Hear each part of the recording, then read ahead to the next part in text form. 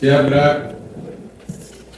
Kita awali pembelajaran dengan membacakan basmalah. Bismillahirrahmanirrahim.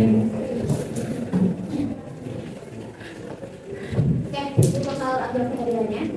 Habib Fatih, Ibu.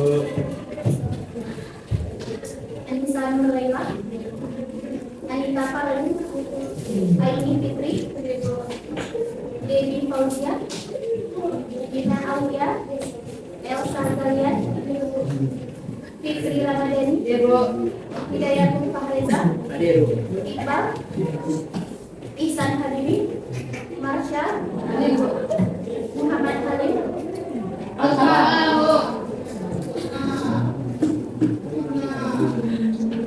Muhammad Abdul Hasim, Muhammad Aslan, Ibu. Muhammad Haikal, Muhammad Rizki, Murti Akil, Mutia Putri, Nabila, Nadifa, Nisa, Poeriza, Raudatul, Saskia, Stefani, Wahid, Viola, Ibu Misra. Oke, jadi kita hari ini yang nggak hadir cuma satu, Muhammad Halim.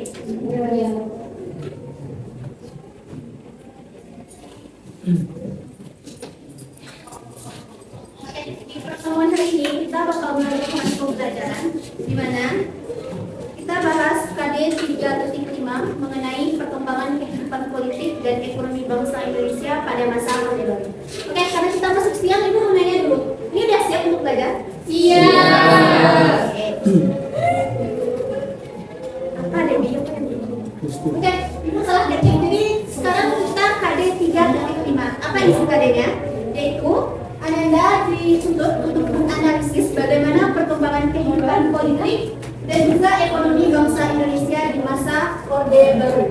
Nah, berikutnya bakal kita lihat apa sih tujuan pembelajaran atau apa tujuan Ananda mempelajari KD 3.5 ini. Ada beberapa tujuan pembelajaran yang sudah dirumuskan. Oke, ada yang bisa bantu Ibu bacain? Wah, oke, silakan dibaca. Kelihatan nggak sebenarnya? Tolong baca. Dari tujuan pembelajaran Oke. Tujuan pembelajaran 1.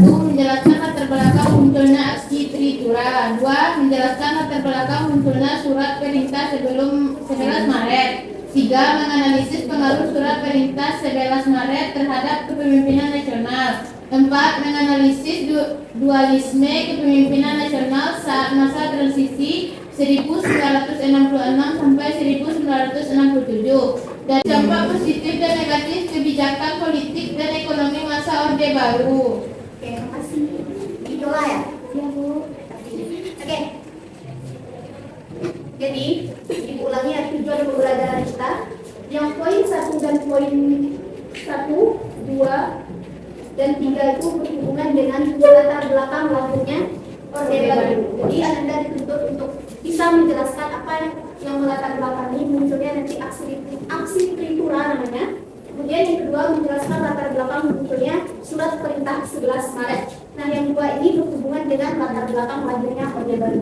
Nah, yang berikutnya kita akan menganalisis bagaimana pengaruh dari surat perintah 11 Maret terhadap kepemimpinan nasional. Nah, yang poin 3 ini berhubungan dengan poin 4, yaitu nanti Anda akan menganalisis dualisme kepemimpinan nasional saat masa transisi. Jadi keluarnya surat perintah 11 Maret itu dia berpengaruh dengan munculnya dualisme kepemimpinan nasional tadi.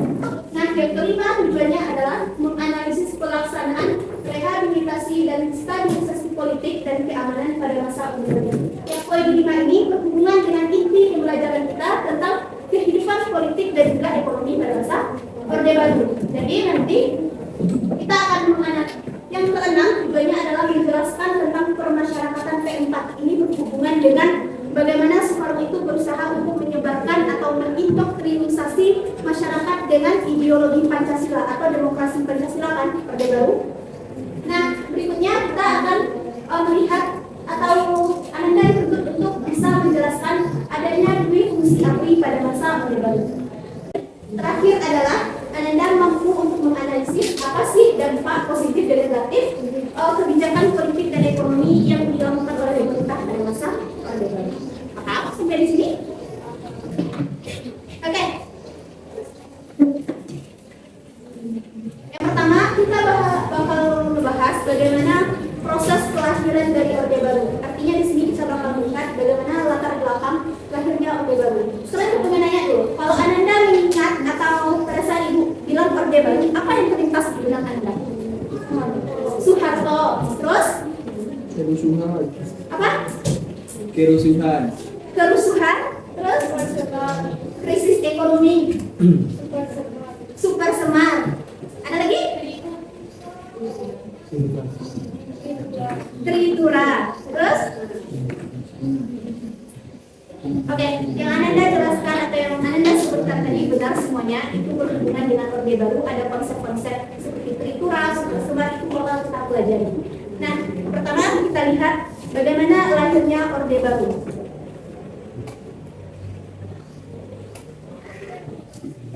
Jadi, sebelumnya kita bahas demokrasi apa? Terpimpin. Oke, pada masa demokrasi terpimpin ada konsep politik yang erat sekali dipegang oleh Insinyur Soekarno. Apa nama konsepnya? Nasakom, yaitu nasionalis, PNI, agamais itu adalah NU dan Masyumi, komunis adalah PKI. Jadi itu adalah garis politik yang dimiliki oleh Insinyur Soekarno pada masa pemerintahan demokrasi terpimpin, di mana dia mencoba untuk menyatukan partai-partai politik yang paling dominan, menarik simpati dari masyarakat. Nah, pada saat itu dengan adanya konsep komunis atau PKI di dalam garis politik Insinyur Soekarno itu, otomatis pada saat itu PKI sangat mendapat panggung dalam perpolitikan kita dalam berbagai lini kehidupan. Pada akhirnya nanti pecahlah peristiwa yang dinamakan dengan G30 SPKI. Itu di mana peristiwanya adalah apa? Kita udah bahas pembunuhan terhadap jenderal. Nah, G30 SPKI itu menjadi salah satu penyebab atau yang memicu berakhirnya demokrasi terpimpin. Karena nggak ada respon yang baik dari Insinyur Soekarno, maka muncullah pada saat itu tuntutan dari masyarakat, di mana nanti terjadi aksi-aksi tritura yang digalang oleh para mahasiswa, pelajar, pemuda, wanita, buruh. Itu ada namanya KAMI, KAPI, KAWI dan lain sebagainya. Itu mereka mengumpulkan kekuatan untuk melakukan yang namanya aksi tritura ini, yang mana nanti aksi-aksi yang dilakukan oleh kelompok-kelompok itu, mereka membentuk yang namanya Front Pancasila. Nah, pada tanggal 12 Januari kalau Ibu nggak salah, mereka melakukan aksi tritura ini. Ada tuntutan yang mereka lakukan kepada pemerintah. Apa isi tuntutannya? Silakan bacakan, Iqbal. Yang pertama pembubaran PKI, yang kedua menyelesaikan dengan tritura, yang ketiga pengurangan harga. Oke, Ibu bakal jelasin, makasih Iqbal. Nah, tuntutan masyarakat yang pertama adalah mengenai pembubaran PKI yang berhubungan dengan G30 SPKI tadi. Yang kedua adalah pembersihan kabinet Menpora. Apa maksud pembersihan kabinet Menpora? Maksudnya adalah mereka ingin kabinet Menpora ada unsur-unsur PKI di dalamnya itu dibersihkan oleh pemerintah. Dan yang ketiga adalah tentang penurunan harga, karena pada masa akhir Orde Baru ini terjadi kenaikan harga, baik itu harga sembako ataupun itu harga BBM dan lain sebagainya. Jadi masyarakat menuntut tiga hal ini kepada pemerintahan. Tetapi pada saat itu Insinyur Soekarno nggak memberikan respon yang positif juga. Akhirnya datanglah tuntutan-tuntutan kepada Insinyur Soekarno agar ia lekas untuk mengundurkan diri. Terutama itu dari Soeharto muncul agar Insinyur Soekarno mengeluarkan surat perintah agar ia bisa mengambil alih, karena Soeharto menyatakan bahwasanya ia bisa untuk menyelesaikan masalah PKI, tetapi harus ada surat perintah dulu dari Insinyur Soekarno. Nah, karena pada saat itu gelombang tuntutan dari masyarakat itu sangat keras, jadi Insinyur Soekarno mengambil tindakan dengan mengeluarkan yang namanya Super Semar, surat perintah 11 Maret tahun 1966. Nah, apa isi dari Super Semar ini? Tidak diketahui, oke? Ada yang tahu isinya? Oke, sebenarnya mengenai Super Semar, kenapa ini ya menjawab tidak diketahui? Karena Super Semar ini memang menjadi salah satu sejarah sejarah kontroversial di Indonesia. Apa itu sejarah kontroversial? Yaitu sejarah yang masih menjadi perdebatan di kalangan para sejarawan. Jadi nggak tahu apakah Super Semar ini benar-benar dikeluarkan oleh Insinyur Soekarno, di manakah letaknya, atau itu masih menjadi kontroversi. Tetapi yang perlu kita pahami adalah bahwasanya dalam sejarah Indonesia, Super Semar ini dikeluarkan oleh Insinyur Soekarno pada tanggal 1966 yang berisi bahwasanya Insinyur Soekarno itu dia memberikan wewenang dan hak kepada Soeharto untuk mengambil tindakan terhadap pemerintahan pada saat itu. Adanya pemberian hak dan wewenang kepada Soeharto. Maka dengan adanya Super Semar ini, otomatis pada saat itu Orde Baru dimulai. Paham untuk latar belakang kenapa muncul Orde Baru? Paham. Oke. Ibu lanjutkan. Tadi ada tujuan pembelajaran kita tentang dualisme kepemimpinan nasional. Ada? Nah, Ibu bakal jelasin kenapa ada istilah atau konsep mengenai dualisme kepemimpinan nasional ini. Dualisme itu apa tuh? Dua kan? Jadi maksudnya di sini adalah ini berhubungan dengan Super Semar tadi. Maksudnya di sini adalah bahwasanya pada masa transisi, ingat dengan keluarnya Super Semar tadi bukan menyatakan bahwasanya Soeharto itu menjadi presiden kita, bukan. Tapi ia diberi hak dan wewenang untuk menjalankan pemerintahan. Tetapi presiden kita tetap Insinyur Soekarno. Jadi pada saat Super Semar dikeluarkan 1966 ini sampai dengan 1967 ini disebut dengan masa transisi, di mana pada masa transisi ini terjadi dualisme kepemimpinan nasional. Maksudnya adalah bahwasanya pada saat itu Soekarno itu dia tetap menjadi pimpinan pemerintahan, sedangkan Soeharto adalah orang yang melaksanakan atau menjalankan pemerintahan pada saat itu. Karena apa? Karena adanya Super Semar ini, dia berhubungan dengan Super Semar. Karena di dalam Super Semar dikatakan bahwasanya pemerintahan Soeharto itu diberi hak dan kewenangan untuk mengambil tindakan untuk menjalankan tindakan-tindakan yang berusaha untuk membersihkan pemerintahan pada saat itu. Jadi itulah yang dimaksud dengan dualisme kepemimpinan nasional. Kenapa hanya berlangsung sampai 1967? Ada yang tahu? Ada? Oke, kenapa berlangsung sampai 1967? Karena pada tahun 1967 ini terjadilah pengalihan kekuasaan nantinya kepada kepada Soeharto, dan 1968-67 itu tuh Soeharto diangkat menjadi presiden. Otomatis pada saat itu dualisme kepemimpinan nasional ini berakhir. Dia hanya berlangsung 1966 sampai dengan 1960. Paham? Paham? Masih semangat nggak? Masih semangat. Oke. Yang kedua, karena kita membahas tentang perkembangan kehidupan politik dan juga ekonomi, berikutnya bakal kita lihat gimana perpolitikan kita dan juga ekonomi kita pada masa Orde Baru.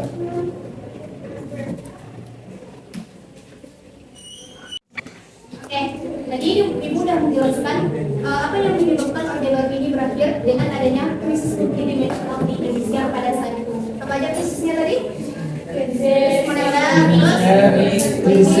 politik, sosial, kepercayaan, hukum.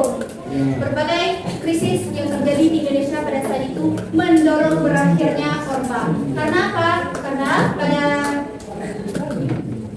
dengan berbagai krisis tersebut, masyarakat pada saat itu menuntut pemerintah untuk melakukan yang namanya reformasi. Nah, pada saat itu Soeharto karena tingginya gelombang demonstrasi ini, gambar yang Ibu sediakan ini adalah jelas nggak? Jelas. Ini adalah demo yang terjadi di depan gedung MPR. Anda tahu tentang demo 1998? Tahu. Ini ya gambarnya. Pernah nonton filmnya? Belum. Nah, itu juga belum. Nah, jadi karena tingginya gelombang demonstrasi pada saat itu, akhirnya Soeharto mengambil tindakan dengan menurunkan atau turun dari jabatannya, yang mana pada saat itu B.J. Habibie naik menjadi presiden karena di dalam aturannya sudah dinyatakan bahwasanya kalau misalnya presiden nggak sanggup lagi atau nggak bisa lagi melakukan pemerintahan atau melakukan pelaksanaan pemerintahan, maka yang naik adalah wakilnya. Jadi sebagai wakil pada saat itu. Pada tanggal 21 Mei 1998 dia dilantik menjadi presiden. Di mana dilantiknya? Di Istana Negara di hadapan Mahkamah Agung. Nah, jadi aku udah jelasin tentang baik itu gimana bentuknya, terus gimana kebijakan politiknya baik luar dan dalam, dan juga kebijakan ekonominya. Nah, sekarang Ananda ditugaskan untuk mengerjakan LKPD, lembar kerja peserta didik. Nanti Ananda silakan duduk di dalam kelompok yang sudah dibagi. Ingat? Silakan duduk di dalam kelompoknya. Dan Ibu harap kerjanya ya kelompok, tapi jangan biarkan temannya bekerja sendiri, oke? Oke? Karena ini nilainya individu, kerjanya kelompok, tapi penilaiannya individu. Nah, di sini ada petunjuk untuk melakukan kerjanya. Jadi, Anda baca dulu LKPD-nya dari awal sampai akhir, terus baru dikerjakan. Gunakan buku yang ada di tangan Anda untuk menjawab LKPD ini, karena pertanyaan-pertanyaan yang ada di dalam LKPD ini sesuai dengan yang Ibu jelaskan dan sesuai dengan buku yang ada di tangan Anda. Tadi pahami? Nah, sekarang silakan duduk di dalam kelompok.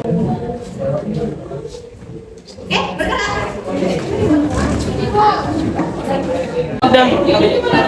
Ipa, aku Yola.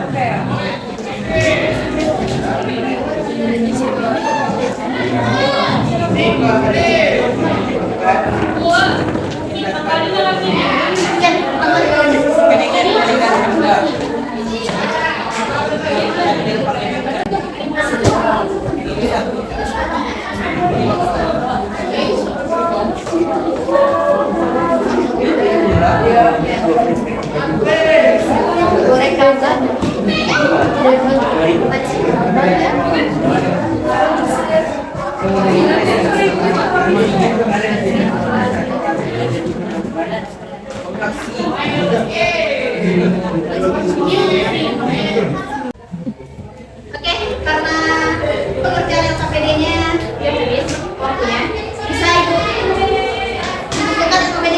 Bukan.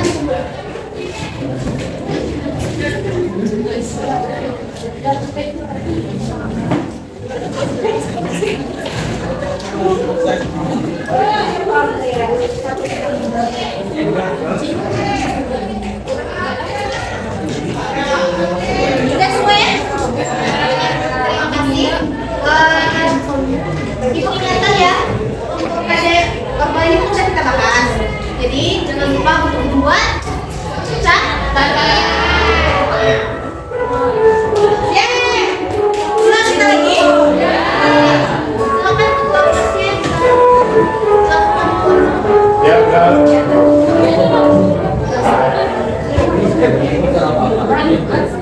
Tidak ada pengajaran yang sekarang dalam.